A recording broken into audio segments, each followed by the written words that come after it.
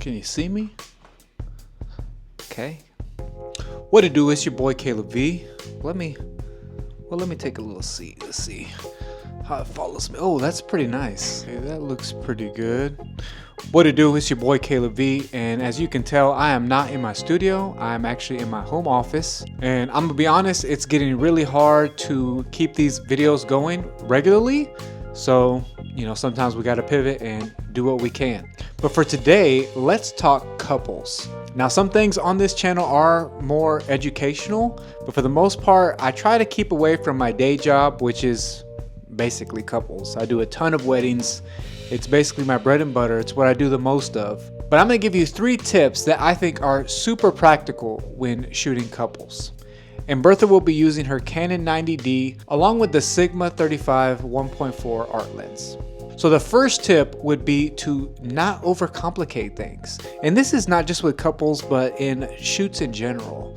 When dealing with a client, especially if you're meeting them for the first time, don't overcomplicate things. You take your time. You should be prepared for the most part. Have some poses, have an idea of what you want to do, and do it. Don't worry about if you're too awkward. Be well spoken, talk very calmly, slowly if needed, if you're nervous, but don't overcomplicate things. There is no need to put added pressure on yourself. Especially when meeting someone new, it could be kind of nerve-wracking or even scary in some situations. But don't overcomplicate things. I also like to think that way when posing a client as well. Like this picture, for instance. I think it looks great. I think it looks pretty well exposed. I really like his expression. I think it looks good. I will say I wish her hand was doing something else. I feel like it could give her a better shape. And we see that actually happening here in this second picture where they both have a nice shape about them and it's giving tons of personality. And really, it was just one minor adjustment, a couple things. So if something is not going your way and maybe a client looks too stiff or you just want to mix it up, try small things first. Don't overcomplicate it. Maybe put a hand in a pocket, maybe lean on one foot, or put some movement to your hands, or place the hand in a different place. Again, small things can really make a big difference. So my second tip for shooting couples would be to use prompts. Now this is something I've been doing quite a bit lately and is super popular, especially when catching those candid moments.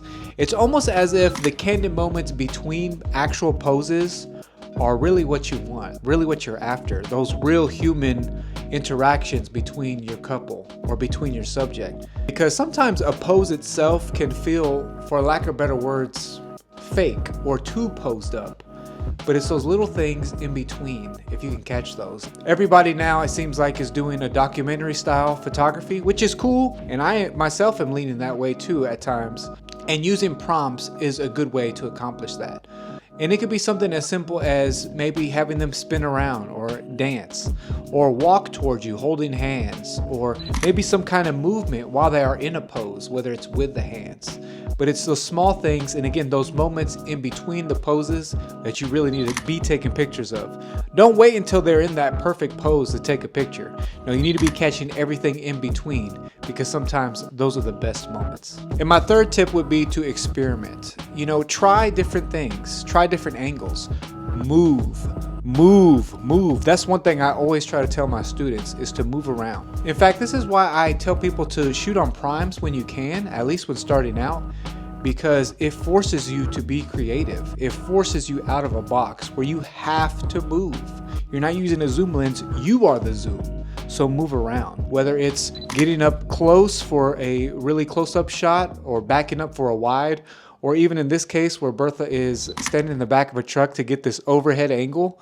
Whatever works. So get out there and experiment and try different things and see what works for you. But that's all I got for today. Again, I am in between so many different things right now, not just projects, but a lot of new developments going on that I am excited to share. It's just not time yet. But anyway, that's all I got for today. Peace.